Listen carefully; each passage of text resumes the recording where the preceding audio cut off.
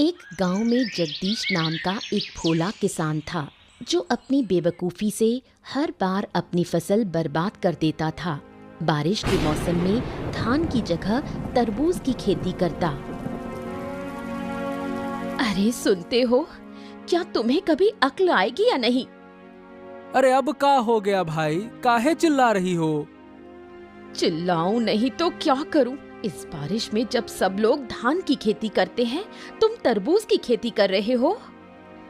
देखो, हमने सोच समझकर ही तरबूज बोया है। सोच समझकर बोया है? सुनो तो जरा, क्या सोचा था तुमने? हाँ, अब सुनो। बात ये है कि सब लोग जब धान की खेती कर रहे हैं तो ऐसे में तरबूज कम मिलेगा। तो हमने क्या सोचा कि अगर हम तरबूज लगाएंगे तो बढ़िया मुनाफा हो जाएगा। हाँ। तुम्हारा दिमाग खराब है क्या? बारिश में कभी तरबूज होता है? क्या बात कर रही हो? बारिश में तरबूज नहीं होता है क्या? अब मैं क्या कहूँ, तुम तो सब जानकर ही खेती करते हो ना। अरे ऐसे काहे कह रही हो? पहले बता दिया होता तो हम तरबूज लगाए नहीं करते। तुम्हें पहले मैं कैसे बताऊं? क्या तुम मुझसे सलाह लेते हो कभी? हाँ, अब रहने दो, ज्यादा डांटो नहीं। आगे से ऐसा हम नहीं करेंगे। जाओ यहाँ से, मेरी नजरों से दूर हो जाओ। जगदीश की एक बेटी थी, नाम था दिव्या। दिव्या बहुत ही समझदार लड़की थी। वो गांव भर में घूम घूम कर लोगों की मदद करती थी। सुबह जब वो बुढ़िया के घर के सामने से गुजर रही थी तो देखा कि वो बुढ़िया रो रही है। अरे बूढ़ी माँ, आप रो क्यों रही हैं? क्या हुआ? मत पूछ बेटी, मेरे रसोई घर की छत गिर गई है। अब मैं क्या करूंगी? छत गिर गई? किसी से मदद मांगिए ना। कई लोगों से मांगी, पर कोई मदद करने को तैयार नहीं। क्या मदद करने से कोई नुकसान हो जाता? रुको, मैं देखती हूँ क्या किया जा सकता है। बूढ़ी माँ, अब आप दूसरे सिरे को पकड़ो, मैं ऊपर उठाती हूँ। छत ऊपर चढ़ा देंगे। दोनों के प्रयास से छत वापस जगह पर लग जाती है। बुढ़िया बहुत खुश हो जाती है। वाह, तेरी अक्ल तो कमाल की है। तेरी वजह से मेरा रसोई घर ठीक हो गया। मैं हूँ ना माँ, जब भी जरूरत हो बस मुझे बुला लेना। खुश रहो बेटी, सदा सुखी रहो। हाँ माँ, आप लोगों की दुआओं की वजह से ही मैं अच्छी हूँ। अब चलती हूँ, माँ चिंता कर रही होगी। ठीक है बेटी, ध्यान से जाना। हर दिन ऐसे कामों के लिए दिव्या को माँ की डांट सुननी पड़ती है। आज भी कुछ अलग नहीं हुआ। ठहर जा, वहीं खड़ी रह। बता, कहाँ गई थी तू पूरे दिन? माँ, मैं थोड़ी देर गांव में घूमने गई थी। तुम जानती हो, मैं घर पर ज्यादा नहीं रहती। यही तो पूछ रही हूँ कि तू घर में क्यों नहीं रहती? क्या तुझे घर का कोई काम नहीं? घर का काम करने के लिए तो आप हो ही। मैं तो गांव वालों के काम में मदद करती हूँ। गांव वालों के काम करके तुझे क्या मिलता है? माँ, मुझे उनका प्यार और आशीर्वाद मिलता है। लोगों की मदद करने से बहुत सुकून मिलता है। बस कर, छोटी सी उम्र में इतनी बड़ी बड़ी बातें। अभी 15 साल की है और बात करती है जैसे 80 की बुढ़िया हो। रहने दो माँ, आज मत डांटो ना। तेरे बाप बेटी को लेकर मैं बहुत परेशान हूँ। एक है बहुत बेवकूफ, दूसरा बहुत चालाक। जरूर पापा ने फिर कोई बेवकूफी की है, उसी का गुस्सा मुझ पर निकाल रही हो। क्या करूं मैं? तू खुद देख घर की हालत। गांव के इतने लोगों की समस्या हल कर दी, अब तक पापा को ठीक नहीं कर पाई। क्या कहूं, मेरी तो किस्मत ही फूटी है, तभी तो तेरे बाप के घर आई। अच्छा, अब मुझे खाना दो, बहुत भूख लगी है। दिव्या कभी अपनी माँ की बातों को गंभीरता से नहीं लेती। उसे गांव के अच्छे कामों में ही सुकून मिलता है।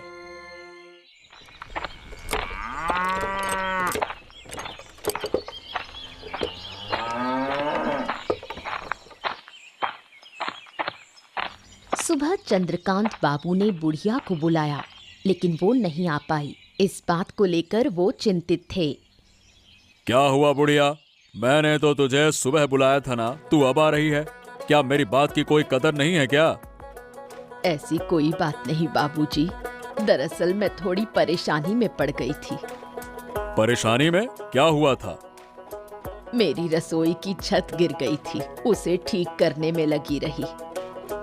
अच्छा, तो अब छत ठीक हो गई? हाँ हो गई। मैंने बहुतों से मदद मांगी, लेकिन किसी ने नहीं की। तो फिर तूने अकेले ठीक की? नहीं बाबूजी, मैं अकेले नहीं कर पाई। जगदीश की बेटी ने मदद की। वही छोटी सी लड़की जो दिन भर गांव में घूमती रहती है?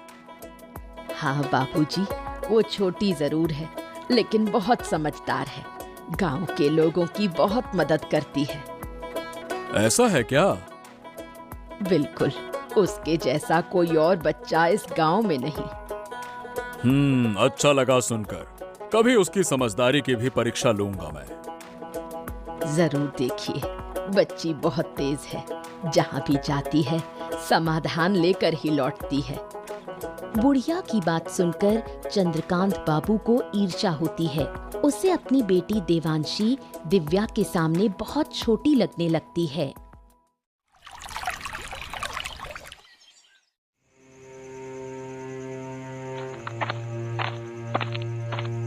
सुनो बेटी, तू जगदीश की उस छोटी लड़की को जानती है? किसकी बात कर रहे हो? उस दिव्या की? हाँ, उसी लड़की की बात कर रहा हूँ। जानती है ना तू? हाँ, नाम और चेहरे से जानती हूँ, लेकिन कभी आमने सामने बात नहीं हुई। अरे बेटा, लोग कह रहे हैं कि वो बहुत ही समझदार है। पूरे गांव की समस्या वही लड़की हल करती फिरती है। क्या कह रहे हो पिताजी? ये कैसे हो सकता है? उसकी उम्र ही कितनी है? ऐसा है क्या? अब मुझे भी तो बड़ा अजीब ही लग रहा है, लेकिन जो कुछ लोगों से सुना है, अब देखो वो झूठ नहीं लगता। लोग उस लड़की की तारीफ कर रहे हैं। तारीफ कर रहे हैं कि क्या बात कर रही हो? ऐसा लग रहा है जैसे उसके गुणों का बखान कर रहे हैं। मैं भी देखना चाहती हूँ कि वो कितनी होशियार है। अब गरीब घर में जन्मी है, उसमें भला इतनी अकल आ कहां से गई? अगर वो मुझसे ज्यादा समझदार निकली तो उसे इस गांव में नहीं रहने दूंगी। इस गांव की सबसे समझदार लड़की सिर्फ ही रहूंगी।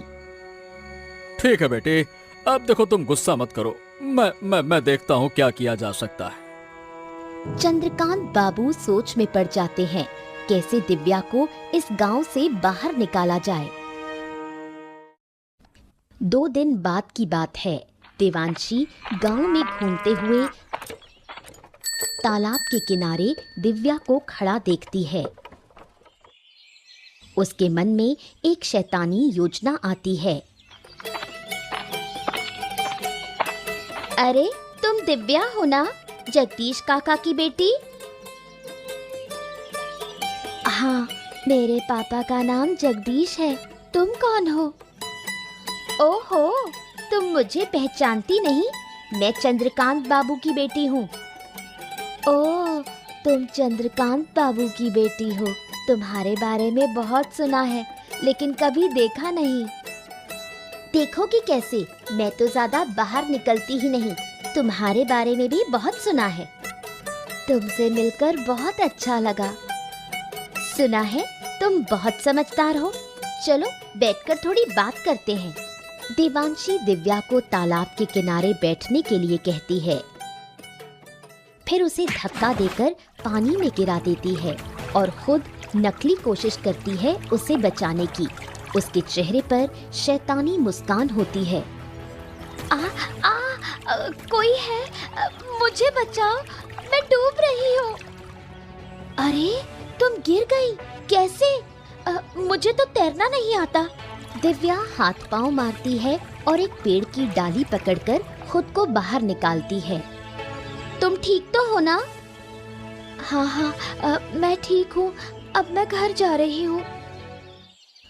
इस घटना के कुछ दिन बाद जगदीश और चंद्रकांत बाबू के बीच विवाद हो जाता है।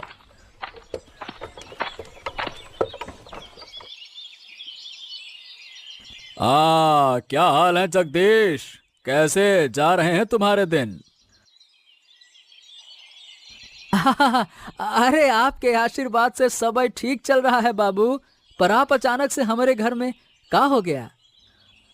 देखो, मुझे जमीन की जरूरत है, उसी सिलसिले में बात करने आया हूँ। जमीन के मामले में हम आपकी मदद भला कैसे कर सकते हैं? देखो, ऐसा है, जो जमीन मुझे चाहिए वो तुम्हारी है। तुम्हारी जमीन के बगल में मेरी जमीन है। लेकिन बाबू, मैं आपको अपनी जमीन क्यों दूं? अरे भाई, उसके बदले में पैसे दूंगा, इसलिए और काहे के लिए। मुझे तुम्हारी जमीन की सख्त जरूरत है। लेकिन मेरे पापा आपको जमीन क्यों देंगे? वो जमीन बेचने वाली नहीं है। अरे तू बीच में काहे बोल रही है? तुझे क्या समझ है इन बातों की? ये बड़े लोगों की बात है। तू चुप रह। जगदीश, तेरी बेटी मेरा अपमान कर रही है। हैं? अपमान? ना ना ना ना बाबू, वो तो बच्ची है, उसकी बातों का बुरा मत मानिए। मैं भले ही छोटी हूँ, लेकिन जो कह रही हूँ वही सही है। मेरे पापा आपको कोई जमीन नहीं देंगे। मैं तेरे घर खुद आया और तेरी बेटी ने मुझे अपमानित किया। इसका अंजाम तुझे भुगतना होगा।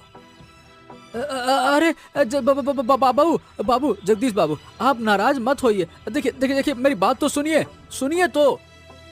इतना अपमान सहकर मैं यहाँ खड़ा रहूं? तुम्हारी बात सुनो, मैं तुम लोगों को सबक सिखा कर रहूंगा।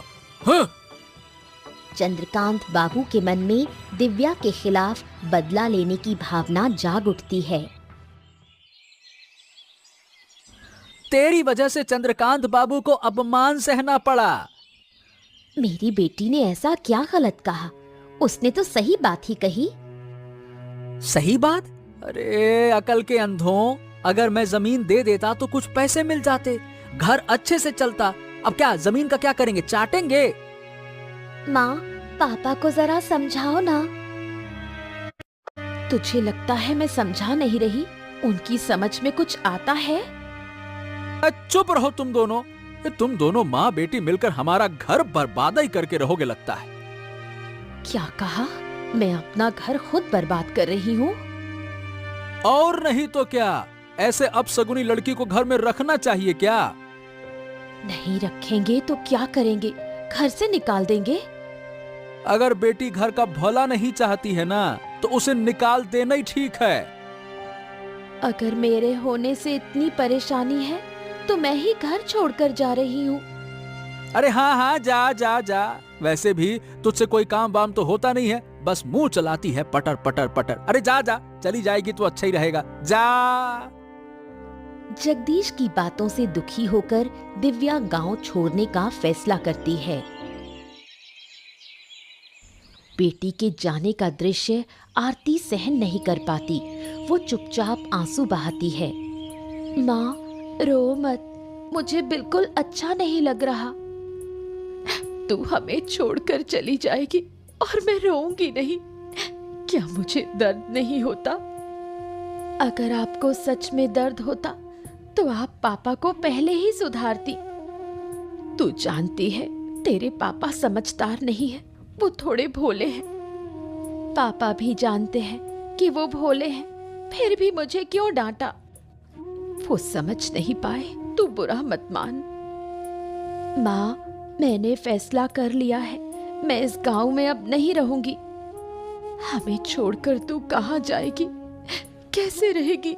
क्या हमें तेरी चिंता नहीं होगी? चिंता का कोई फायदा नहीं माँ, मैं अपना रास्ता खुद बना लूंगी, मैं ठीक रहूंगी। मत जा बेटी, मत जा, मुझे छोड़कर मत जा, मैं तेरी माँ हूँ। एक दिन लौट कर आऊंगी माँ, और तेरे सारे दुख दूर कर दूंगी। तू आएगी तो मेरा दुख और बढ़ेगा, ये तू समझ नहीं पा रही।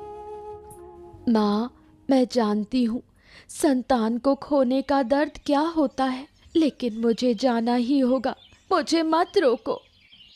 सुन बेटी, मत जा, लौटा। कई साल बीत जाते हैं। चंद्रकांत बाबू जगदीश को बेवकूफ बनाकर उसकी सारी जमीन धीरे धीरे हड़प लेते हैं। देखो जगदीश, अब तुम्हारे पास कोई जमीन बाकी नहीं बची है। तुम सारी जमीन हमें बेच चुके हो। अब का कहें बाबू, बेचते बेचते पूरी जमीन बिक गई, पता ही नहीं चला। अब हमारी जमीनें खत्म हो गई, क्या करें। अरे सुनो तो इसे, ऐसे कह रहा है जैसे पूरे गांव की जमीन ही दे दी हो इसने। अब जब सब कुछ बेचा ही दिया है तो आप फिर मेरे पास क्यों आए हैं? क्या सब कुछ? अरे भाई, क्या तुम सब कुछ का मतलब समझते हो? अरे बुड़बक, उस सब कुछ में तुम्हारा एक घर भी शामिल है। हैं? ये क्या कह रहे हैं बाबू? मैंने ये घर भी आपको बेच दिया क्या? मुझे तो ऐसा कुछ याद नहीं आ रहा। याद नहीं आ रहा? अरे जरा ध्यान से सोचो, आखिरी बार जब पैसे लिए थे ना, तब कुछ ज्यादा ही लिए थे। याद करो, याद आया ना? याद आया ना? हाँ हाँ, पैसे तो ज्यादा लिए थे, लेकिन जमीन भी तो आपको ज्यादा ही दी थी ना बाबू।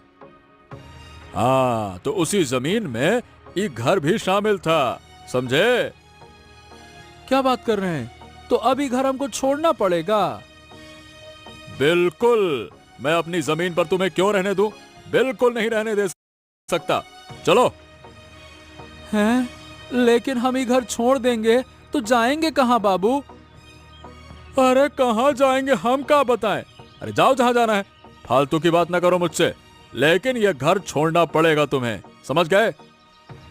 ठीक है बाबू, हमको कुछ दिन का समय दे दीजिए, फिर हम घर खाली कर देंगे। हाँ ठीक है, जल्दी खाली कर देना। जगदीश अब भी कुछ नहीं समझ पाया। चंद्रकांत बाबू उसे देखकर मन ही मन बहुत खुश होता है और उसे कुछ दिन का समय देता है।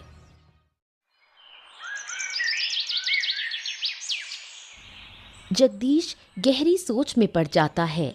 उनका अंतिम सहारा भी अब खत्म हो चुका है। मैंने तुम्हें बार बार कहा था उस चंद्रकांत बाबू के साथ मत घूमो, लेकिन तुमने मेरी एक भी बात नहीं मानी। अरे हमको क्या पता था?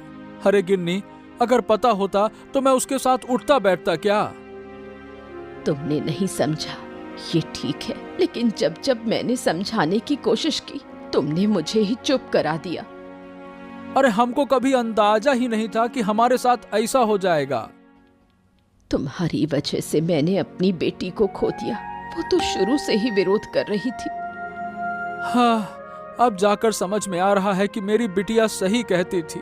मैंने नाहक उसे गलत समझा इतने साल। क्या करूं, मेरी अकल ही मारी गई थी। तुमने उसे घर से निकाल दिया, अब उसका पाप तुम्हें भुगतना पड़ रहा है। मैं और सजा भुगतने को तैयार हूँ। मेरी बेटी न जाने कहाँ होगी, किस हालत में होगी। मुझे माफ कर दो मेरी बेटी।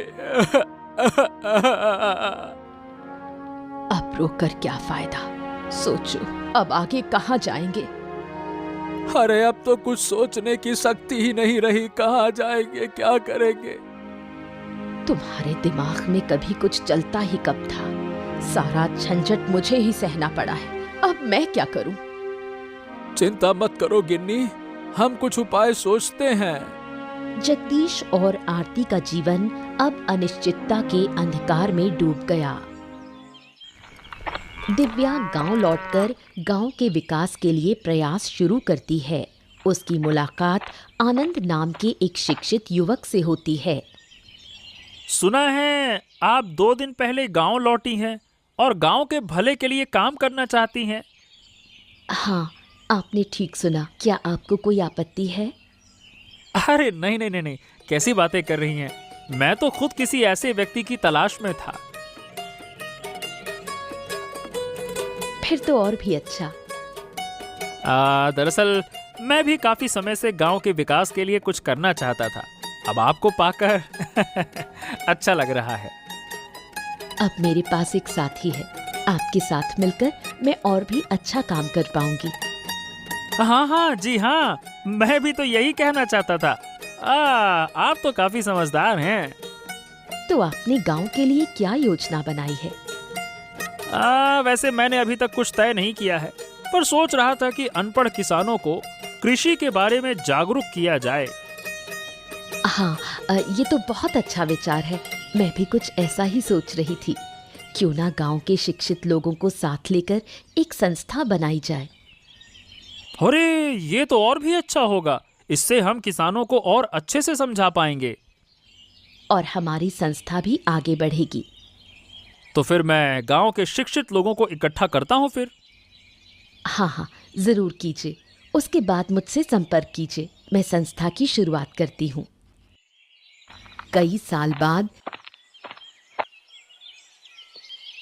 जब चंद्रकांत बाबू को दिव्या की वापसी की खबर मिलती है, वो बदले की आग में जल उठता है। अजय, गांव पर ठीक से नजर रख रहा है ना? हाँ बाबू, सब ठीक से देख रहा हूँ। फिर भी तू मुझे ये नहीं बता पाया कि जगदीश की बेटी गांव में संस्था बना रही है। खबर तो मेरे पास भी थी बाबू। सोचा था कि आज ही आपको बताऊंगा। अरे नालायक, इतनी देर कर दी, तब तक तो गांव वाले शिक्षित हो जाएंगे। अरे बाबू, ऐसा थोड़ी ना होगा। क्यों नहीं होगा? अरे वो लड़की बहुत चालाक है, बचपन से चालाक है, मैं जानता हूं उसे। अगर उसने किसानों को समझा दिया तो हमारा धंधा चौपट हो जाएगा। अच्छा, तो अब हमें क्या करना चाहिए? उस लड़की को सबक सिखाना होगा। लेकिन कैसे? अरे इसीलिए तो तुझे बुलाया है। अब सोच और कोई ठोस योजना बना। कैसे कैसे कर रहा है? चलिए तो एक काम करते हैं, उसके संस्था को तहस नहस कर देते हैं। हाँ, ये ठीक है, लेकिन पहले उसके बाप से मिलना होगा। देखना होगा कि वो कुछ करता है या फिर नहीं।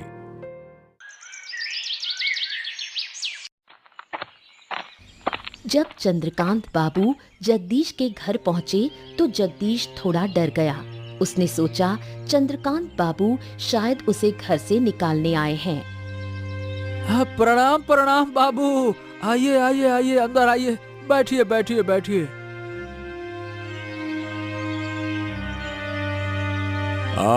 आज तुम्हारे घर में बैठने के लिए नहीं आया हूँ। देखिए, मैंने आपसे कुछ दिन की मोहलत मांगी थी बाबू। हाँ हाँ, मैं उस बारे में पता करने भी नहीं आया हूँ। मैं तुम्हारी बेटी के बारे में बात करने आया हूँ। हैं? मेरी बेटी के बारे में? क्यों? मेरी बेटी ने फिर से क्या कर दिया? सुना है कि तुम्हारी बेटी गांव में वापस आ गई है। हाँ हाँ हाँ, मेरी बेटी वापस तो आ गई है बाबू। सुना है वो गांव के किसानों के लिए अच्छे काम कर रही है। अब देखिए बाबू, इस बारे में हमको कुछ ना पता।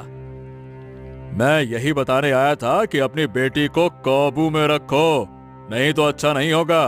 हाँ बाबू, सही बताएं तो वो क्या कर रही है, हमको इस बात का कोई अंदाजा नहीं है। अंदाजा नहीं है तो क्या हो गया? बेटी को काबू में रखने के लिए अंदाजा जरूरी नहीं होता है। तुम कहो और वो मान जाएगी, बस। क्या कहें बाबू, मेरी बेटी ने तो पहले कभी मेरी बात मानी नहीं, तो अब कैसे मानेगी? वो समस्या मेरी नहीं है। तुम उसके बाप हो और वो तुम्हारी बात मानेगी। मुझे बस तुम्हें सूचना देनी थी, मैंने दे दी। लेकिन बाबू, अगर वो गांव के भले के लिए काम कर रही है तो इसमें समस्या क्या है? हमको ये समझ में नहीं आ रहा। अरे क्या कहें, वो जानने से तुम्हें कोई फायदा नहीं है। अगर सीधी बात है कि उसे नहीं रोका तो वो अपनी जान से हाथ धो बैठेगी। बस कह दिया मैंने। अपनी बेटी की बात सुनकर जगदीश अब मन ही मन ठान लेता है कि वो अपनी बेटी को किसी हाल में नुकसान नहीं होने देगा। गांव भर में जगदीश की बेटी की तारीफ सुनकर जगदीश और आरती गर्व महसूस करते हैं। देखा, मैंने कहा था ना कि हमारी बेटी एक दिन अच्छा काम करेगी। गांव के लोग उसे सम्मान देंगे। हाँ, अब तो मैं भी देख रहा हूँ, लेकिन पहले मुझे यकीन नहीं था। तुम्हारे अविश्वास की वजह से ही वो हमें छोड़कर चली गई थी। तुम्हारी बेटी इतनी समझदार है कि हमें छोड़कर भी सफल होकर लौट आई है। मुझे अपनी बेटी पर कितना गर्व हो रहा है, ये मैं बता नहीं सकती। मुझे भी कम गर्व नहीं है अपनी बिटिया पर। अरे गांव में निकलते ही सब लोग कहते हैं, "ऊ देखो, दिव्या के पापा जा रहे हैं।" तो फिर मानते हो कि मेरी बेटी अच्छा काम कर रही है? हाँ, बन गया है। अरे जबान लड़ाती है। अजय, देख क्या रहा है? इस सभा घर को तोड़ डाल। चल। अगर हिम्मत है तो आइए, हम तुम्हारे हाथ तोड़ डालेंगे। अब दिव्या के सामने ढाल बनकर खड़े हो जाते हैं जगदीश। चंद्रकांत बाबू गुस्से में भड़क उठते हैं। खबरदार बाबू, अब तक आपने हमारे परिवार को बहुत नुकसान पहुंचा दिया। अगर आज हमारी बेटी को कुछ हुआ ना तो आपको हम लटा के ऐसा मारेंगे, का कहें फिर। छोड़ दो अब उसको, बहुत हो गया। ए जगदीश, तू भूल रहा है कि तेरा घर अब भी मेरी मुट्ठी में है। ए बाबू, घर वर की कोई जरूरत नहीं है, फालतू की धमकी देना नहीं। और हमारी बेटी को कुछ होना नहीं चाहिए। हाँ, ओह, तूने अच्छा नहीं किया। अपने आदमियों को पकड़ो और चुपचाप निकल जाओ, नहीं तो आपको कुचलने में एक पल नहीं लगाऊंगा।